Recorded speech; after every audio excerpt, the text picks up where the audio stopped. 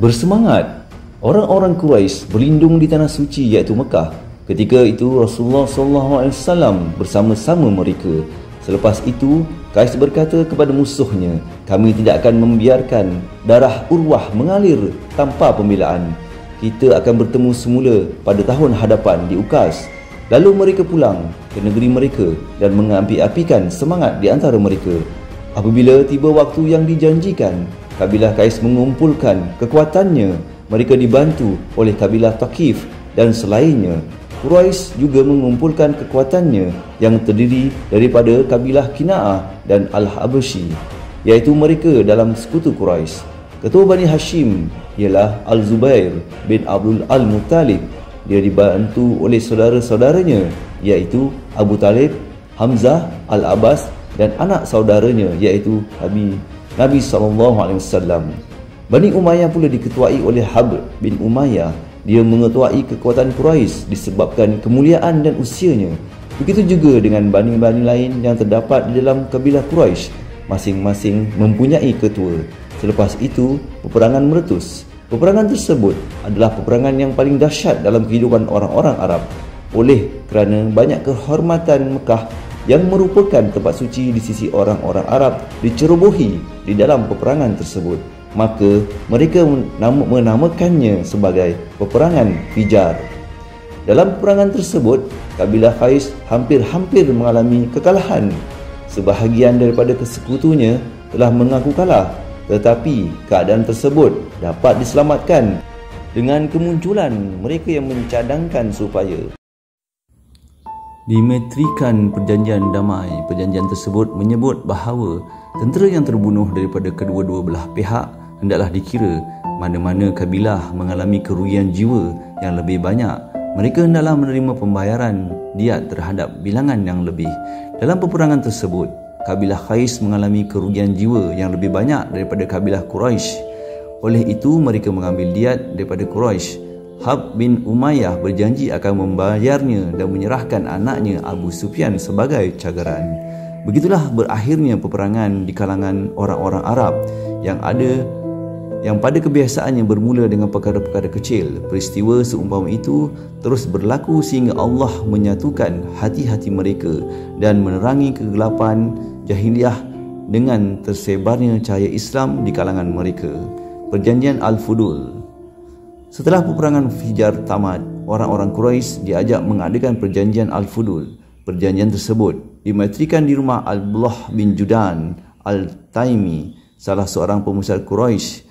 Mereka yang menyertai perjanjian ini ialah Bani Hashim, Bani Al-Muttalib, Bani Asyad bin Abdul Al-Uzza, Bani Zuhrah bin Kilab dan Bani Taim bin Murrah. Mereka berjanji untuk memastikan tidak seorang pun yang dizalimi di kota Mekah, sama ada penduduknya atau orang lain yang mendatang ke situ. Sekiranya berlaku kezaliman, mereka akan bersama-sama menghapuskannya. Rasulullah SAW menghadiri perjanjian ini bersama-sama bapa saudaranya. Baginda SAW bersabda selepas dilantik sebagai Rasul, aku telah menghadiri perjanjian di rumah Abdullah bin Judan bersama-sama bapa-bapa saudaraku. Ia lebih aku sukai daripada unta merah. Sekiranya di zaman Islam aku diajak melakukan perkara yang sama, nescaya aku menyahutnya. Ini disebabkan Rasulullah SAW diutuskan untuk menyempurnakan akhlak, dan perjanjian tersebut adalah sebahagian daripadanya. Islam banyak mengiktiraf perkara yang seumpama itu. Pengertian ini dapat difahami daripada sabda Rasulullah SAW, aku diutus untuk menyempurnakan akhlak yang mulia. Rasulullah SAW sendiri mengajak orang ramai mengadakan perjanjian seumpama ini. Dengan itu, mereka disedarkan dengan hakikat sebenar pengutusannya.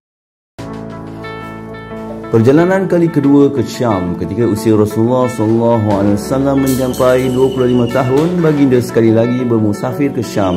Ini kerana Khadijah binti Khuwailid Al-Asadiyah adalah seorang saudagar yang mempunyai kemuliaan dan harta. Dia menyerahkan hartanya kepada lelaki tertentu untuk diperniagakan secara mudarabah, dan keuntungannya dibahagikan kepada di antara mereka. Apabila Khadijah mendengar berita mengenai sifat amanah dan berkata benar yang dimiliki oleh Rasulullah SAW sehingga baginda digelar Al-Amin oleh kaumnya. Dia menawarkan hartanya kepada baginda untuk diniagakan di negeri Syam. Dia menawarkan pembahagian keuntungan yang tidak pernah diberikan kepada orang lain. Perjalanan baginda ditemani oleh Maisarah, orang suruhan Khadijah. Kedua-duanya melakukan jual beli dan mendapat keuntungan yang besar. Dalam musafir yang dilakukan ini banyak keberkatan yang berlaku pada diri Rasulullah. Ini menjadikan Maisarah menyayangi baginda, berkahwin dengan Khadijah. Apabila Rasulullah SAW pulang ke Mekah dan Khadijah mendapati perniagaannya mendapat keuntungan yang besar, dia tertarik dengan Al-Amin SAW. Dia mengutuskan utusan untuk meminang baginda. Ketika itu dia berusia 40 tahun. Dia termasuk di kalangan Quraisy yang mempunyai kedudukan dan berharta. Selepas itu Al-Amin SAW bersama-sama beberapa orang bapa saudaranya pergi berjumpa Amr bin Asad, iaitu bapa saudara Khadijah, untuk meminang Khadijah dengan perantaraan Abu Talib. Peminangan tersebut diterima dan baginda SAW dikahwinkan dengan Khadijah. Pada hari tersebut, Abu Talib berkhutbah dengan berkata, syukur kepada Allah yang telah menjadikan kita di kalangan anak cucu Nabi Ibrahim AS, keturunan Nabi Ismail, berasal dari Ma'ad dan lahir daripada kalangan Mudor, menjadikan kita sebagai pengurus rumahnya, iaitu Kaabah, dan penjaga tanah sucinya, menjadikan Kaabah yang sentiasa dikunjungi dan tanah suci yang aman untuk kita, dan menjadikan kita sebagai pemimpin manusia. Anak saudaraku ini iaitu Muhammad bin Abdullah adalah seorang lelaki yang tidak ada tolok bandingannya dari segi kemuliaan, kecerdikan dan kelebihannya. Sekalipun dia tidak berharta, harta adalah sesuatu yang sentiasa berkurangan dan akan habis, serta merupakan pinjaman yang diminta pembayarannya. Demi Allah, selepas peristiwa ini dia akan memperoleh berita yang besar dan kedudukan yang tinggi. Dia datang meminang anak kemuliaanmu, iaitu Khadijah.